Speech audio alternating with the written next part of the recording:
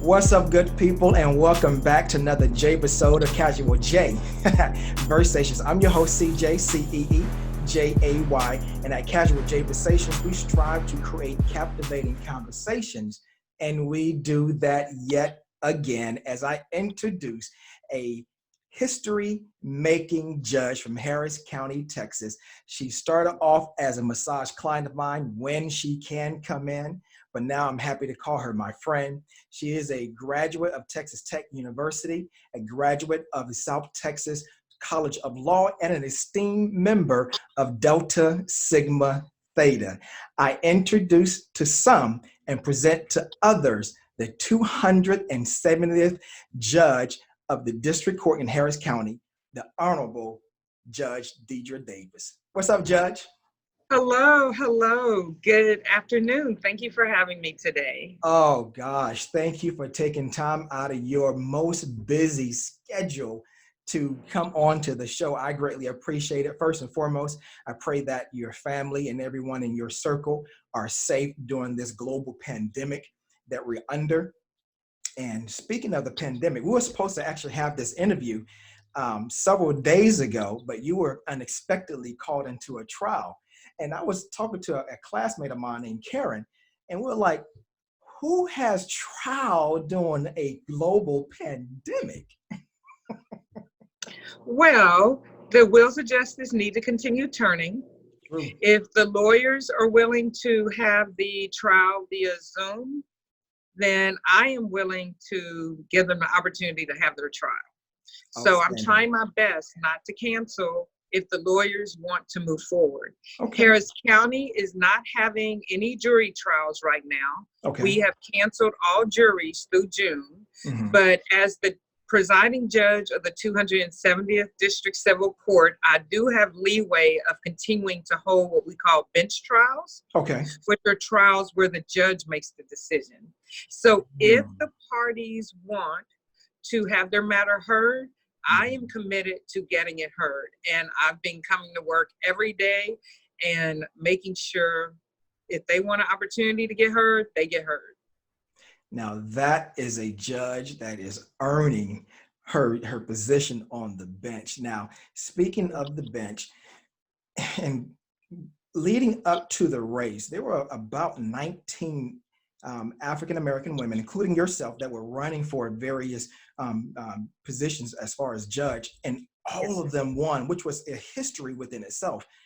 Tell me how that experience was.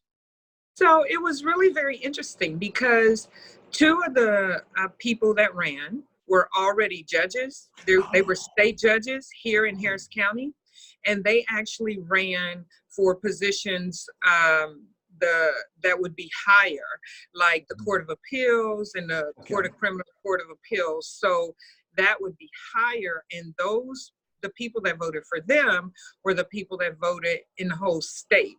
So those two actually did not win when I won because the state had to elect them. Now I am a state judge, but the county elected me. So Harris County put 17 of us on the bench. And so the other two were still judges, but they didn't win the higher positions that they went. So they were still judges, but 17 of us weren't judges and we won. So it was very exciting because a lot of us didn't know each other. And you have a primary and then you have the election. And so in the primary, there were a lot of people who were running. It wasn't until after the primary finished and the dust went away, we were able to see who all was left standing. And literally the party said, there's 19 of you African-Americans still standing, female and running. And the goal of the party was to excite the base and to get the base to come out and vote. And it worked because people were crying. They were clenching onto the picture. They were so excited just to even see that many women, Black women, at the same time. So it was incredible. Houston is and Harris County is a very diverse county. Right. And the Democratic Party is very diverse. So we had the African American, but we had Asian, we had South Asian, we had Latino, we had gay, GLBT. So we had just Harris County elected to the bench. Wow, that's awesome. Now, I would be remiss if I did not mention one of the judges after being appointed. I think it's Judge Cassandra Holman. Yes, sir. Unfortunately passed away. So, yes, she did. My condolences to her family, and that she continues to rest peacefully. Now, Yes. with that, you being appointed to the 270th District Civil Court, you also made history within yourself by becoming the first woman and the first African-American woman to sit on the bench, correct? So I was the first African-American, on the bench. Wow. I was not the first woman. Okay. And I was elected to the position. I wasn't appointed. Years ago, there was a woman that was appointed, but I wasn't appointed. I had over 500,000 constituents in Harris County put me into this office. So I was elected, but I'm the first African-American, not the first woman. Okay. And now when you mentioned how you were elected. Yes, sir. Basically, that shows people that there is power in voting. Absolutely. I tell people, I don't know how much clearer I can make it other than just look at me. I'm here, and it's only because people voted. Right. And the push that we had, remember we had Beto O'Rourke at the beginning of the ticket. Right. People were very excited about him. And then you had us putting, the picture together. People were very excited about that. The Asian South and Central, Northern, whatever, just Asian in general, they put together a program, and people were excited about that. Literally, because it's what they call the midterm. It's not a presidential year. So when I was in high school, we learned that you vote every 4 years. Right. You vote every 4 years, but that's not true. Yes, you vote every 4, but you also vote every 2 and every time in between. Exactly. So the time that I ran was the midterm, the 2 years. So a lot of the Democratic base was not familiar with that. Okay. So what was happening for 20 plus years, because the Democratic base, a lot of them weren't familiar, the Republicans were just walking into office. We literally, by invigorating the base, we unseated about 70-ish judges. Wow. 70.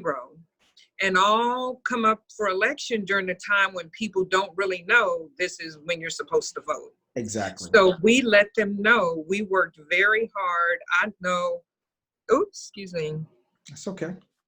Is it back? Okay. Yeah, you're back on. I know that I would go to parks with water coolers of drinks and talk to the people playing basketball on the courts and take them chips and stuff, just telling them an election is coming up. You need to pay attention and vote. Right. So that made a major monumental difference. And they were able to see that just by going to the polls, they literally made a difference. Made a big difference. Now that I'm on the bench, I am doing the things that I promised and doing more. Okay, and we're going to get into that in just a moment. Now, you basically had your investiture on February 1st of 2019, which you invited me to, and thank you so much. Thank you for coming. Absolutely. Now, I was just really impressed with the outpouring of support and the outpouring of love that was showered onto you on that day. That was just a beautiful, beautiful thing. Now that you've had a year plus, a few months into office, how has your first year been? Oh, my first year has been wonderful. I've had over 1,000 students come to my courtroom. I've been able to have the schools, they'll come in buses lined up outside. It's very exciting. My courtroom can hold 100. So we'll have 100 students in here. I give them an opportunity to sit on my bench. They get to hit the gavel. They get to have a picture of themselves sitting in a powerful position, so that as they go through life, when obstacles get in your way, as they sometimes do, they will have a visual of them sitting there in a powerful position. I also, if they want, get into a second picture with them, so that they see themselves in someone who might look like them or not. I mean, it might be someone of color, it might not, but they can see that if you dream it, if you believe it, you can achieve it. And all they have to do is look. When they're leaving, I shake their hands, which of course we can't do right now, but school's out anyway. But I make sure and look them in the eyes and touch their hands, because although they're here, they see me, I want them to feel the energy from my body to theirs, and let them know that this is real. I'm a real person. It's not make-believe. Sometimes people think, oh, that's them. It's not us. So by me standing there and touching each and every one that comes into my courtroom and looking them in the eyes and telling them thank you for coming, I'm hoping that that adds even another dimension to the experience that they had while they were here in the courtroom. So over 1,000 young people. And actually, I would like to speak to that. One of the people that is up to be hired right now is an assistant principal from one of those schools, because I was talking about the positions that we have here at the courthouse. And one of the positions is court reporter. And the court reporter, before we get into go that, ahead. let's stick with the students for just a minute, because I want to. You gave me a good example of, and I appreciate we segue into bringing the students into the chamber, because essentially there are a lot of students who see the judges' chambers as something negative because of what they see on TV and movies and what have you. By you bringing them in, you are literally changing lives and making a positive impact on a lot of these young people that otherwise would not have that benefit. Now, can you give me a particular story of someone that was really touched by your influence of being a judge? One of the students that came through the courtroom. I have a number of stories. Actually, some of the students even wrote me letters and detailed things that I wasn't even thinking.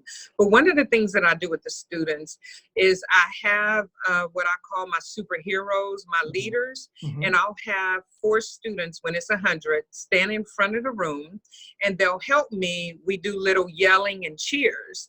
And when it's over, also with those 4 students, I give them little capes, Superman capes. I call them 270th hero capes.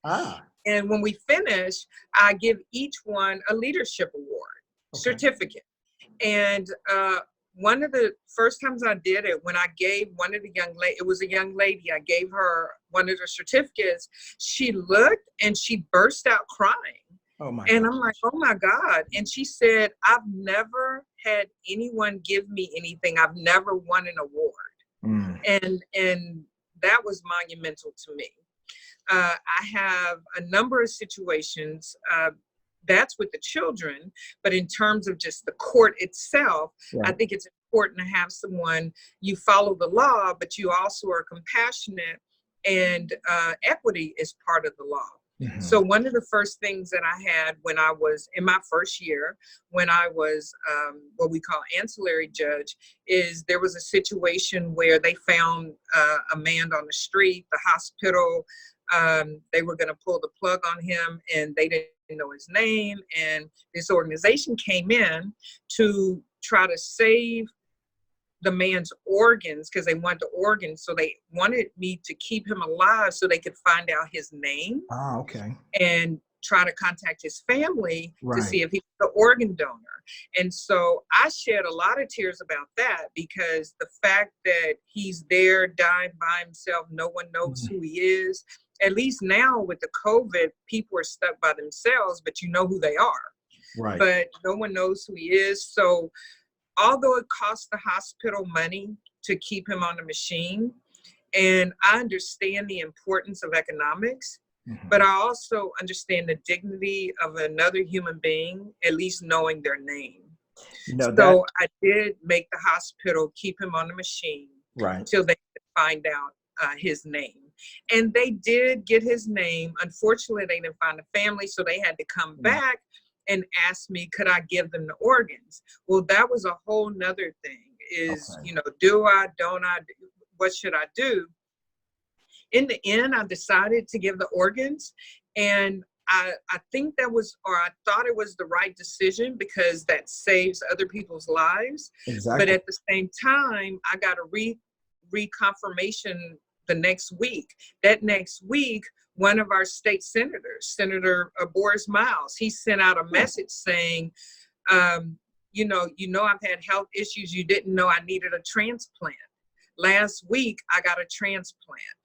And I don't know if he got that person's organs, but it helped me feel better about the fact that I allowed someone's organs to be donated. And whether it's him or not, I don't know, but I know that he is out trying to do a lot of good, trying to help people, and someone donated in order for him to get an organ. So it just reconfirmed, but I think you need someone who thinks more than about the dollar, even in our pandemic, how they're saying that's okay, let some people die. Economics is what's most important. But I felt that man having a name was important. And then it turned into, you know, when he was dying, giving the organs so that other people can have lives. They do the eyes, they do all the organs, they do a lot. So that was, those are two things that I think I personally, just Dedra Davis, my personality, has made a huge difference, because there aren't many judges, you know, handing out certificates to the children, you know, coming in. I know they don't have over 1,000 in their first year that have come in, and hopefully this will start a trend, and more will have more in, because we're all trying to do great work in different ways. This is just my way. Exactly. Now you touched on something that with the man in the hospital not knowing his name. It reminds me of Tasha Cobb's song, "You Know My Name," and everyone has a name. Now let's talk about, you mentioned one of the assistant principals at the school. Now, one of the topics we wanted to discuss was job openings in the courtroom that a lot of people don't know about. Can you expound on that? Absolutely. There's a shortage of court reporters here at the district court, in the state courts, and I think the counties also, but I know the district and the state courts, court reporters have a high school education, and they go to a training that's about 18 months, and they start at $117,000. Repeat, $117,000 with a high school education, $117,000. Something. It's not just 117,000 even. It's 117,000 with some more numbers that I don't remember.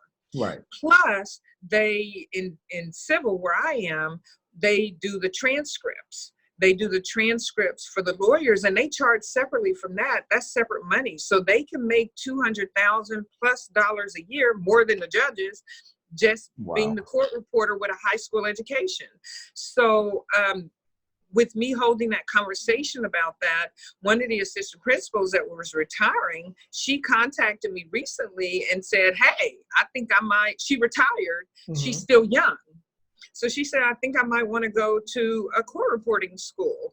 And I'm like, hey, well, I have a position right now that it's a newly created position. It doesn't exist across the board, but it can help you transition into court reporting. So that's one thing. And then there's other jobs. We have our trial coordinator. All you need is a high school education. We have our clerks. All you need is a high school education. The lawyers and the judges need the higher educations. Exactly. But they don't. Wait, my battery. I'm sorry. That's okay. Okay, and but they don't. They're not making 117,000 like the court reporter.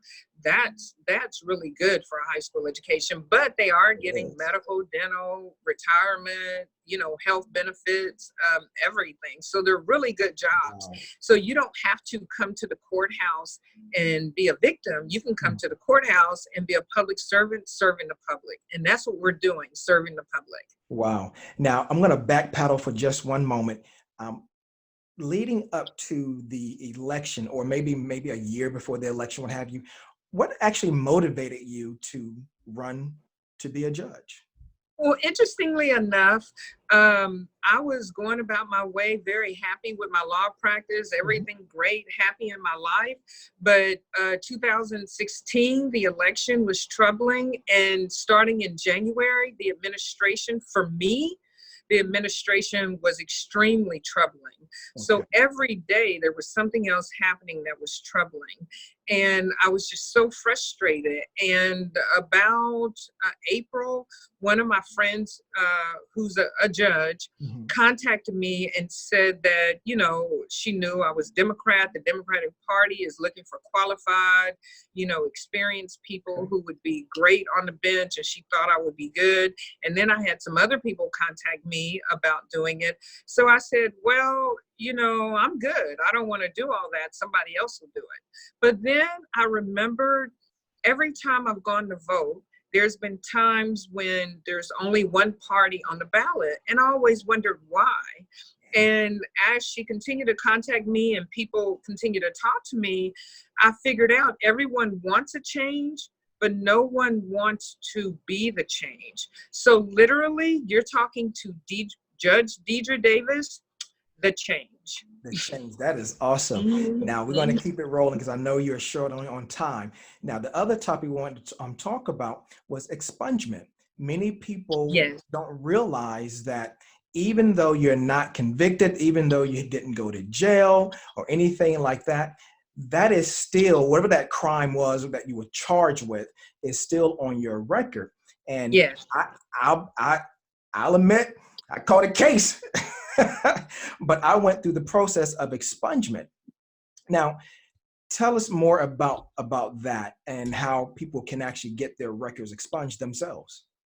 Absolutely. So with expungements, if you've had your matter dismissed, or if you were found not guilty, then you are able to have an expungement. Okay. And with that expungement, it literally wipes your record totally clean so that when the judge looks in the computer, she can't find it.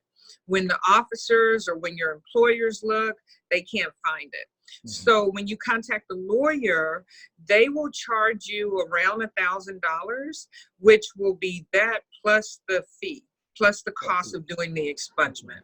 So it's around, give or take, it'll be around $1,000. I think it's about $292 to the court costs, and then the rest the lawyer will keep. But you're able yourself to go down to the sheriff's office, go down to the district attorney's office and say, can I fill out the paperwork to try to get an expungement? You pay the fees, and then they go through the process. There's like a 45-day waiting period after that first little bit of paperwork, but they'll walk you through the paperwork. And then expungements are civil matters. That's why me as a civil judge, I get them and I sign them. And I've taken them on pretty much as a project because I didn't know your situation, but I do know other people that are great people like you that the police arrested and they immediately dismissed it. But they didn't realize that because it was dismissed and it was a false arrest and they shouldn't have been charged, they thought that was it when they got dismissed. But later found out when they went for different jobs, one of my friends was on Wall Street and went for a job as a broker, and they told him about a situation where he had been arrested and released from back when he was 18 years old. So getting your record cleared, then they can't see that stuff. So it's very important to, if you've been arrested, if one lady, they took her down They didn't put her in a cell and they let her go. And it showed up on her record and she never knew. For 20 years, she was being turned down in a particular industry. She was feeling defeated. She was feeling she wasn't good enough. She was discouraged and just didn't know why these things were happening. She applied for a job, a different job, type job 20 years later, and someone with some compassion said, "Did you know you have this on your record?" Wow. She had absolutely no idea that when the police took her down, didn't fingerprint her or put her in a cell, but when they took her down, it showed on her record and the charge. Wow. Okay. She had to get expunged. Okay. And lastly, because I know our time is getting short, we talked about how justice, law and order, this is your platform. So actually, I'm going to let you speak on it. Absolutely. Yes. Absolutely. My platform is making law and order equal justice. Gotcha. That's very important because we need justness in our justice. So I came up with that through, I was at an Asian leadership event. And there was a 11th grader there. He was interning at the event, helping them. And when they were having a breakout session about politics, the young man stood up and he said, "Well, you know, I'm in high school. I'm not able to vote, but my friends and I, we've been going to meetings with the Republicans and we've been going to meetings with the Democrats. And when we're at the meetings with the Republicans, they keep saying, law and order, law and order, law and order. When we go to the meetings with the Democrats, they keep yelling, justice, justice, justice." He said, but when I'm looking at television, when we're listening to the radio, when we're online, we're not seeing law and order equal justice. A light bulb went off in my head because I'm not just judge for Democrats. I'm judge for everyone. And I'm dedicated, determined, and I decided I'm making law and order equal justice. That is awesome. That is awesome. Judge Davis, my friend, your honor, I cannot thank you enough for a captivating JAY-versations on Casual JAY-versations. I appreciate your time. I wish and pray nothing but the best in your tenure as a judge in Harris County. I greatly appreciate it. Now, good people, that wraps up another JAY-versation with CJ, CEEJAY. You can keep up with me on Twitter and Instagram at I am CJ Joseph and on Facebook at CJ Joseph 21. Look out for some other intriguing interviews that are coming down the pipeline. Until the next time, peace and be blessed.